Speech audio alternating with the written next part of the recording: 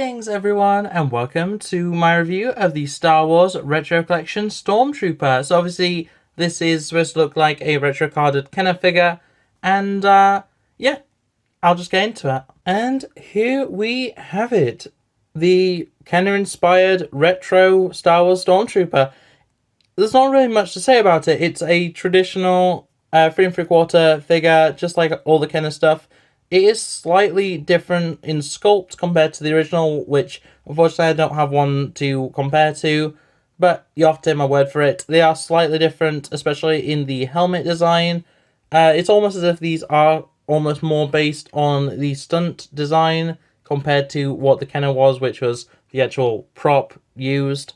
And yeah, overall the detailing is actually really good. The production quality on these is kind of, surprisingly good. I will say, though, on the arms, which are more of a rubbery material, as well as the legs, compared to the body and head, which is one piece, you can see some slight discoloration between the two.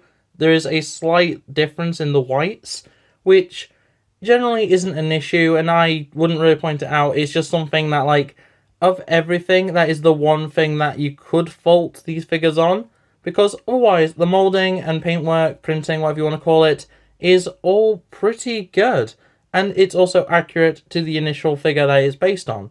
So as for articulation, you do have full rotation in the arms on both sides, and then full forward on the legs, both of them in fact, and then back is, well, that's straight, so yeah, that's a decent amount of back on the leg, and that is all you get. Obviously with these Kenner retro figures, you are getting Kenner equivalent articulation, so very low articulation. Some of them do have heads that can be moved, but obviously it's Stormtrooper, large head, part of the body, very big, very difficult to actually get any movement in for a figure that looks like this. And for accessories, you get the, I guess, E11, but it is just a generic blaster, which we saw a lot with Kenner's lines. A lot of characters, a lot of figures, regardless of which side they were fighting for, did get these blasters, and while this is once again slightly different to the original mold, it's still very much based on that Kenner design, and it's very iconic. I actually quite like it.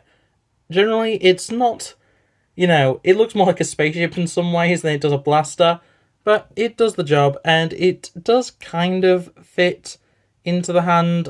I'm having to be very careful with that because it is kind of loose. Like, there is like that. It's not the tightest grip, and I've seen some modifications and some alternate ways of holding it. I prefer to hold it by, I guess, what would be the magazine, I suppose, the power pack, and that does seem to work. It does look a little bit odd. Often, I will just not bother with the gun at all, and yeah, overall, it's an okay weapon, but, it's a classic blaster from Kenner. You can't really complain too much. It goes with the overall aesthetic. Now, for size comparisons, we have one of the newer low articulation figures. I can't remember which line it specifically is, but it's the one that has the lights and sounds, which it does seem a little bit short for a Stormtrooper, but I can deal with that. I'm pretty sure this actor is actually kind of tall anyway, so it kind of works out. And compared to the Black Series 3 3/4 inch Scarif Trooper, Beach Trooper, I don't remember what they are actually called, I'd say that's actually decent. It's not perfect, and I still think the Stormtrooper is a little bit short compared to more conventional, more newer lines. But I don't hate this comparison, and overall, yeah, he'll fit in pretty much into any display, as long as you don't mind the fact that he does look considerably different. He's a completely different, almost art style in some ways, but he will fit into a Star Wars display pretty easily. And then for a mixed display, we have I think it might actually be a 3 3/4 inch Marvel Legends Iron Man, though I'm not completely sure. It's a very old figure.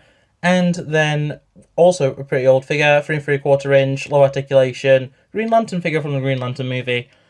This really does show the, lack of height. Iron Man, shoulder-wise, is in line with the top of where his head would be. Obviously, the helmet goes a little bit higher, but it's not ideal, and with Hal Jordan, Green Lantern, whatever, as you can see, it's not great. You could definitely fit him into a mixed display, but I'm not huge on that height difference. Personally, I'm just going to keep him with my other retro series stuff and probably avoid putting him with too many other brands, just because he does stand out very, very heavily.